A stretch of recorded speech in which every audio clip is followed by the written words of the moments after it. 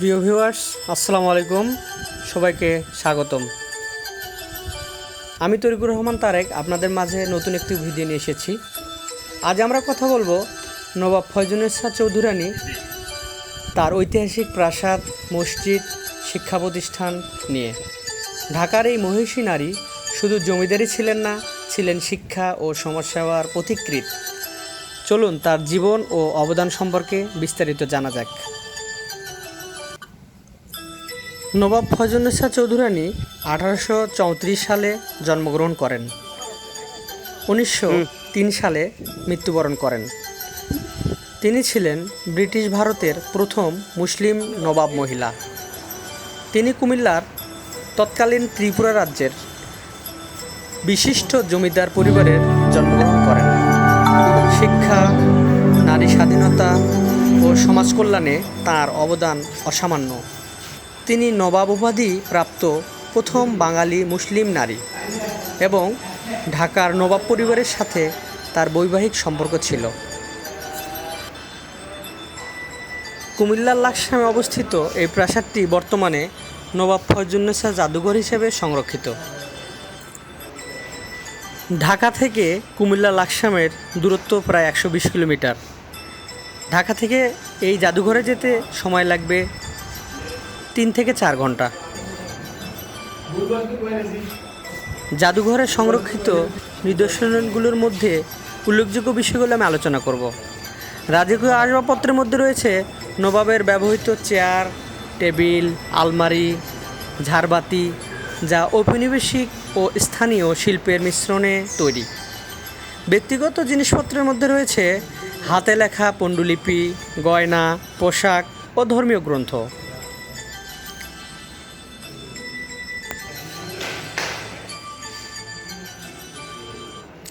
নবাব ফয়জুন্নেছা ছিলেন একজন স্বপ্নদ্রষ্টা, যার উত্তরাধিকার আজও শিক্ষা ও সংস্কৃতিতে জীবন্ত।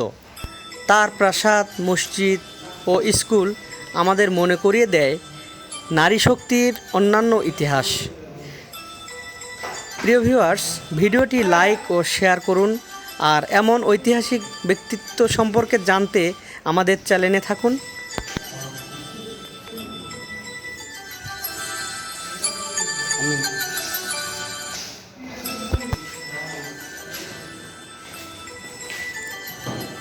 এই প্রাসাদের চারপাশে যতই ঘুরে দেখছি ততই ভালো লাগছে। এই প্রাসাদটির সামন পাশে রয়েছে হয়তো কোনো কর্মচারীদের আবাসস্থল। পিছনেও একটা বড় প্রাসাদ দেখলাম, ওখানে হয়তো উজির বা বড় কর্মকর্তাদের অবস্থান ছিল।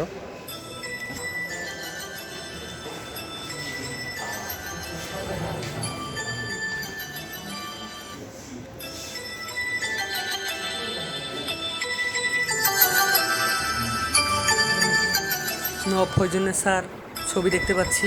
যারা এখনও দেখেননি, ওই ছবিতে বুঝতে পারবেন তিনি কেমন ছিল। নবাব ফয়জুন্নেছার জমিদার বাড়ির একদম ভিতরে আঙিনায় প্রবেশ করছি।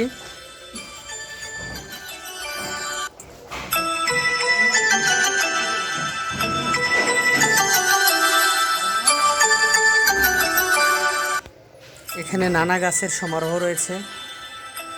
পাশাপাশি এই ভবনে একটু আগে বলেছি, যারা একটু উপরের কর্মচারী ছিল, হয়তো অর্থনৈতিক ভাণ্ডার দেখত, বা তার সেক্রেটারি, এখনকার বাংলায় বলে সেক্রেটারি, তখন বলা হতো উজির বা সেনাপতি, তারা থাকতো।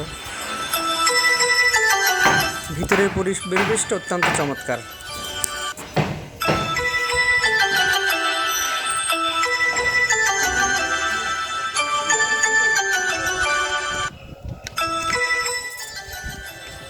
প্রাসাদের ভিতরে মোজাইক, কাঠের নকশা ও বারান্দায় ইউরোপীয় মুঘল স্থাপত্যের ছোঁয়া রয়েছে।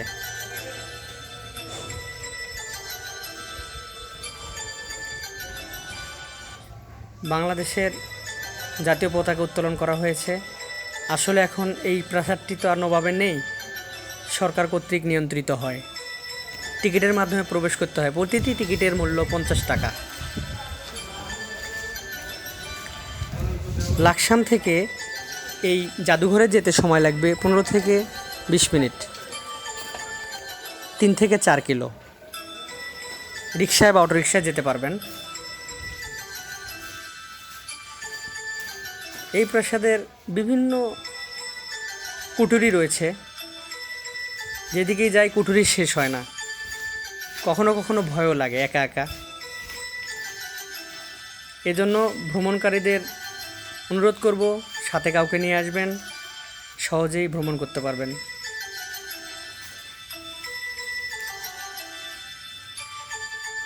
ছাদে লোহার নকশা দেখা যাচ্ছে।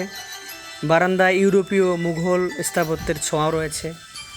মাঝে মাঝে একটা ফাঁকা দেখতে পাচ্ছি। এখন দেখতে পাচ্ছি সেই নবাব ফয়জুন্নেছা আমলের খাটলি। কেউ মারা গেলে এই খাটলিতে করে কবর দেওয়া হয়, কবরস্থানে নিয়ে যাওয়া হয়।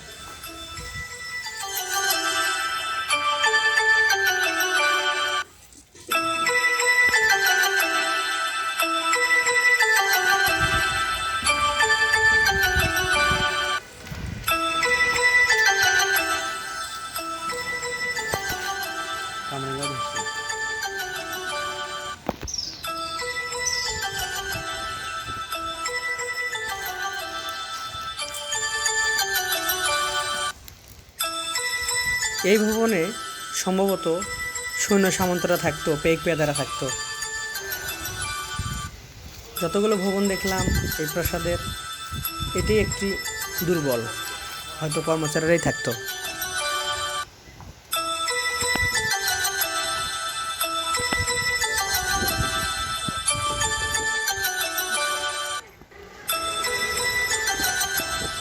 লাকসামে নির্মিত ফয়জুন্নেছা মসজিদ বাংলার ঐতিহ্যবাহী স্থাপত্যে তৈরি, গম্বুজ ও মিনারযুক্ত।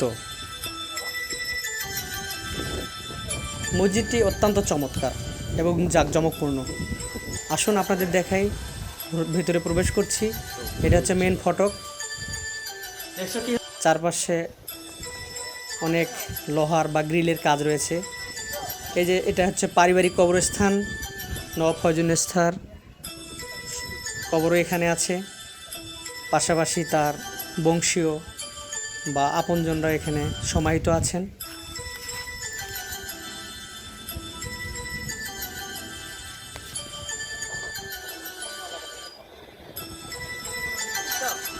একটা বিশেষ কথা, এই প্রাসাদের পাশেই বয়ে গেছে ডাকাতিয়া নদী, অত্যন্ত চমৎকার নদীটি।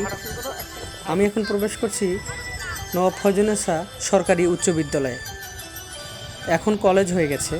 1893 সালে প্রতিষ্ঠিত কুমিল্লার প্রাচীন স্কুল। তিনি ইসলামী শিক্ষার জন্য মাদ্রাসা স্থাপন করেছিলেন। কুমিল্লায় তার নামে নবাব ফয়জুন্নেছা হল বা স্থানীয় শিক্ষার্থীদের জন্য এখানে আবাসনের সুবিধা রয়েছে।